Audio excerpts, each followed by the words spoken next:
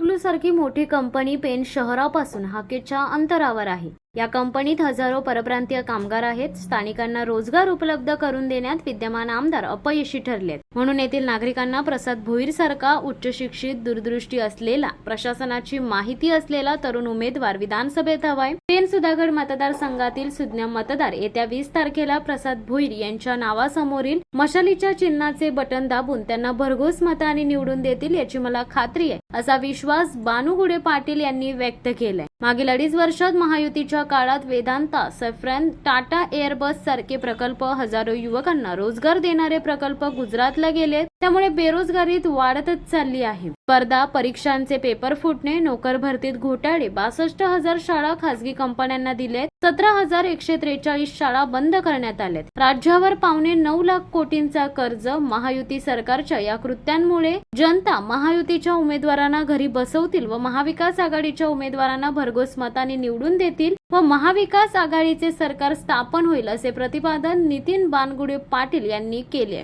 या प्रचार सभेला शिवसेना उपनेते प्रवक्ते नितीन बानगुडे पाटील, जिल्हा संपर्क प्रमुख विष्णुभाई पाटील, जिल्हा सहसंपर्क प्रमुख किशोर जैन, जिल्हा प्रमुख सुरेंद्र म्हात्रे, महाराष्ट्र प्रदेश काँग्रेसच्या प्रदेश सरचिटणीस नंदा म्हात्रे, माजी तहसीलदार सुभाष म्हात्रे, महाविकास आघाडीचे अधिकृत उमेदवार प्रसाद भोईर, जिल्हा समन्वयक नरेश गावंड, महिला आघाडीच्या दीपश्री पोटफोडे, उपजिल्हा प्रमुख अविनाश म्हात्रे, शिववाहतूक सेनेचे प्रदेशाध्यक्ष महेश पोरे, तालुका प्रमुख जगदीश ठाकूर, विधानसभा सहसमन्वयक समीर म्हात्रे, हिराजी चोगले, गजानन मोकल, संताजी शेळके आदींसह शिवसैनिक व पेण तालुक्यातील नागरिक मोठ्या संख्येने उपस्थित होते। काल म्हणे उपमुख्यमंत्री आले होते, मंत्री, खासदार, आमदार सगळे इथं होते।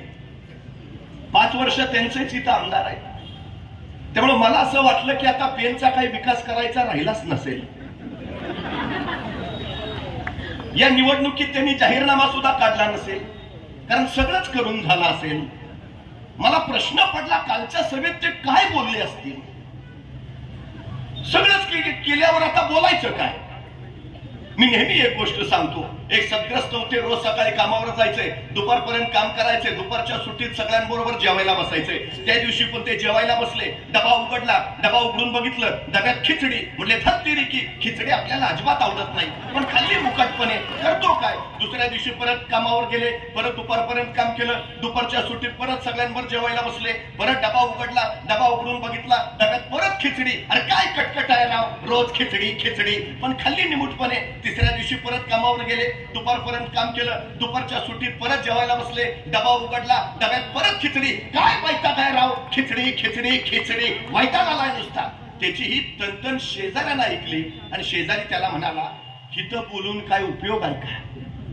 त्यापेक्षा घरी जाऊन बायकोला सांग, बाई ग मला खिचडी आवडत नाही, दुसरं काहीतरी बनवून दे, हिथं तनतन करून काय उपयोग आहे का?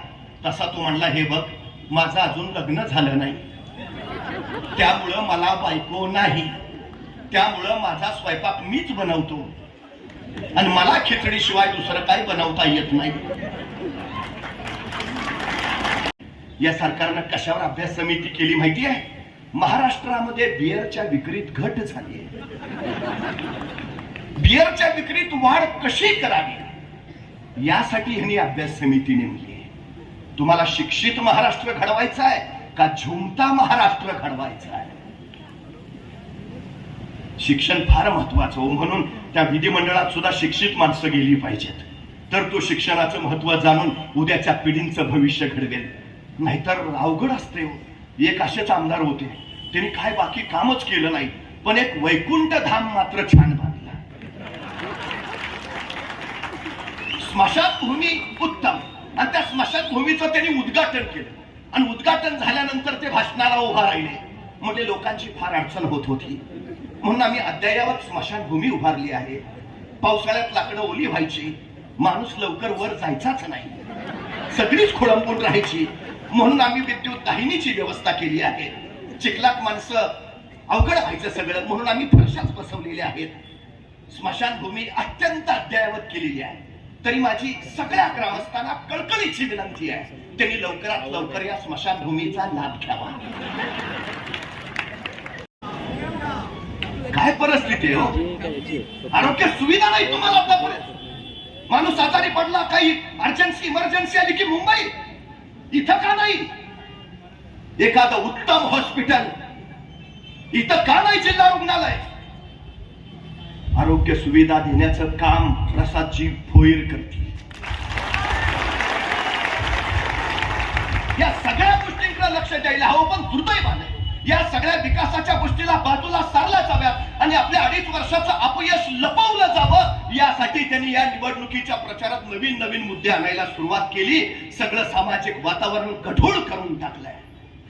पूर्वी आम्हाला शाळेत शिकवलं जायचं, दगडावर दगड घासला की ठिणग्या उडतात आणि मग अग्नीचा शोध लागला.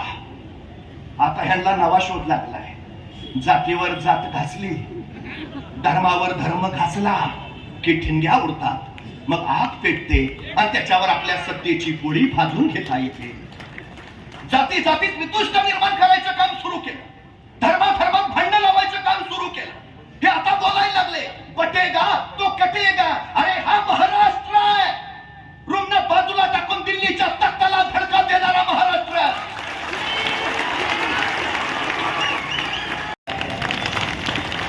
आणि स्वातंत्र्य संग्रामामध्ये ज्यांनी सशस्त्र क्रांतिकारक म्हणून भूमिका बजावली ते विनायक कोल्हटकर, ते सुद्धा याच पेण शहराचे. या पेण शहराचा असा संपन्न वारस आहे. इथं जसं शिलाहारांनी राज्य केलं, जसं चालुक्यांनी यादवांनी राज्य केलं, जसं इथं मोगलांनी राज्य केलं, जसं इथं मराठ्यांनी राज्य केलं, 2009 2014 इथं शेकापनं राज्य केलं.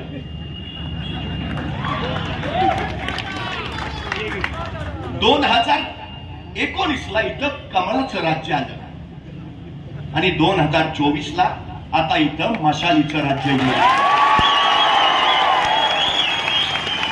JSWच्या मागे लागून फिल्टर पाणी त्या परिसरातल्या लोकांना आणि संबंधित बेरोजगारांसाठी आपण जो मोर्चा नेलेला होता त्या सगळ्याचा वचपा काढण्यासाठी आपण लवकरच शिवसेनेची परत एकदा धडक देऊ.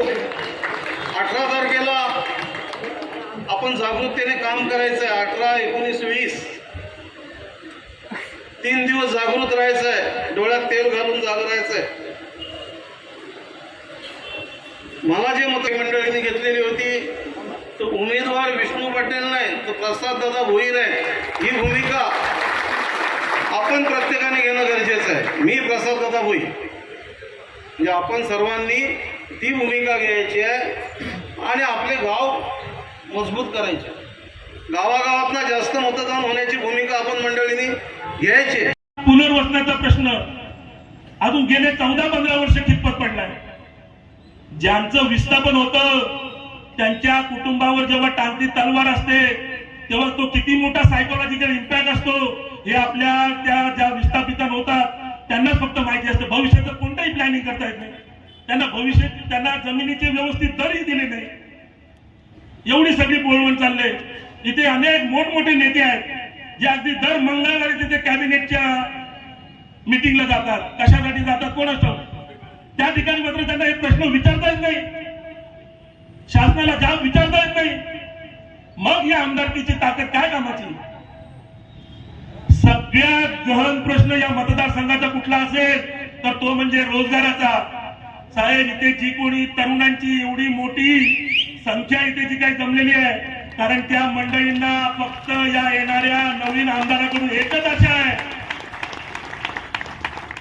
की नवीन येणाऱ्या आमदाराने आम्हाला दर्जात्मक रोजगार दिला पाहिजे. दर्जात्मक रोजगार. आम्ही अगदी मुंबईच्या हाकेच्या अंतरावर आहोत.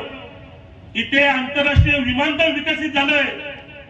जेव्हा केव्हा कोणतंही आंतरराष्ट्रीय विमानतळ विकसित होतं तेव्हा तिथे व्हाईट कॉलर जॉब्स, ज्याला क्वालिटी जॉब म्हणतात, टर्शरी सेक्टर मधले जॉब्स म्हणतात, ऑफिस जॉब्स म्हणतात, असे अनेक जॉब्स इथे संधी घेऊन येत असतात.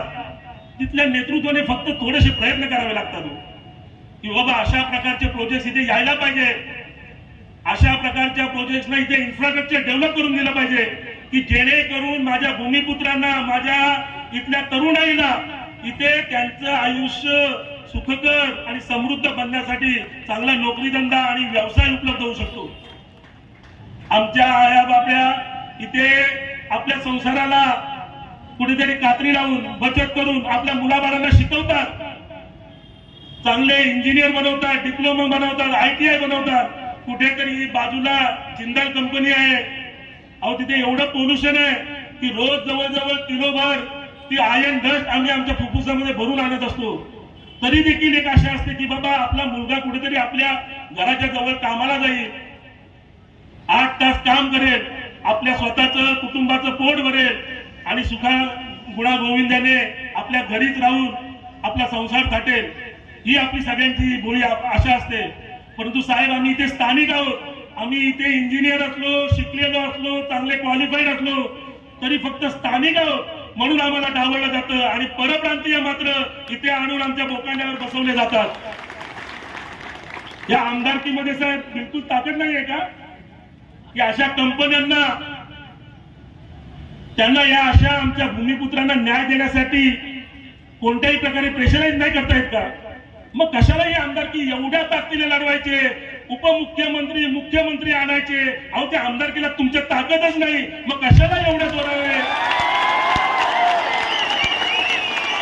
साहेब, प्रत्येक या ठिकाणी एवढ्या संधी उपलब्ध आहेत. तो हा नोड आहे ज्याला हॅबिक्युटोज म्हणतात की जगातले जेवढे विकासाचे जे मूलभूत घटक आहेत त्या सगळ्याचा संचय या क्षेत्रामध्ये झालेला आहे. त्याच्यामुळे जे काही करू शकाल, जे कोणते विकासाचे धागे इथे मिळू शकाल तेवढा विकास इथे करता येऊ शकतो.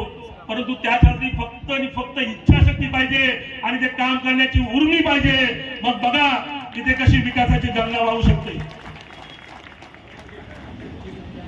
मित्रांनो, या सगळ्या गोष्टींचा विचार करण्याची वेळ आली. आजपर्यंत आपण विधानसभा निवडणुकीमध्ये फक्त आणि फक्त भावनिक दृष्टीने बघत आलो. आपले बाबा, आपले आजोबा कुठल्या तरी एका घराण्याशी बांधिलकी म्हणून दुसऱ्या कुठल्या तरी घराण्याशी बांधिलकी, याच तत्वावर आजपर्यंत आपण या विधानसभा निवडणुकीकडे बघत आलो. मित्रांनो, मी नेहमी सांगतो की मी जेव्हा माझा स्वतःचा प्रचार करत असतो त्यासोबतच मी प्रबोधन देखील करत असतो. मी एवढं सांगतो की या विधिमंडळाच्या जेव्हा आपण प्रतिनिधी पाठवणार आहे तो तेवढा सक्षम असला पाहिजे. तो ज्ञानाने, कायदेविषयक ज्ञानाने, प्रशासकीय ज्ञानाने, त्याच्या अनुभवाने, त्याच्या काम करण्याच्या पद्धतीने, त्याच्या कॉर्पोरेट क्षेत्रातील ज्ञानाने असा परिपूर्ण आणि संपन्न असला पाहिजे की या सगळ्याची शिदोरी घेऊन जाऊन तो त्या विधिमंडळामध्ये आपल्या हक्काचे प्रश्न मांडून, आपल्या शेतकऱ्यांचे जिव्हाळ्याचे प्रश्न मांडून, MMRD, MIDC सारखे जे काही आपल्या शेतकऱ्यांवर संकट आहेत त्यांच्यावर कुठेतरी मात करून SEZच्या जमिनींचे जे प्रश्न आहेत त्यांच्यावर उत्तर शोधून आपल्या सर्वसामान्य शेतकऱ्यांना आणि नागरिकांना न्याय देणारा असा आमदार आपल्याला त्या विधिमंडळामध्ये पाठवायचा आहे. आणि जर तुम्हा सगळ्यांना जर असा आमदार म्हणून माझ्यामध्ये कुठेतरी प्रतिबिंब दिसत असेल तर येत्या 20 तारखेला मशाली समोरचं बटन दाबून मला हक्काने तुमच्या हक्काचा, तुमच्या लाडका प्रसाद दादा त्या विधिमंडळामध्ये पाठवा. मी आमदार म्हणजे तुम्ही सगळेच आमदार, हीच ग्वाही देतो आणि सांगतो. जय हिंद, जय महाराष्ट्र.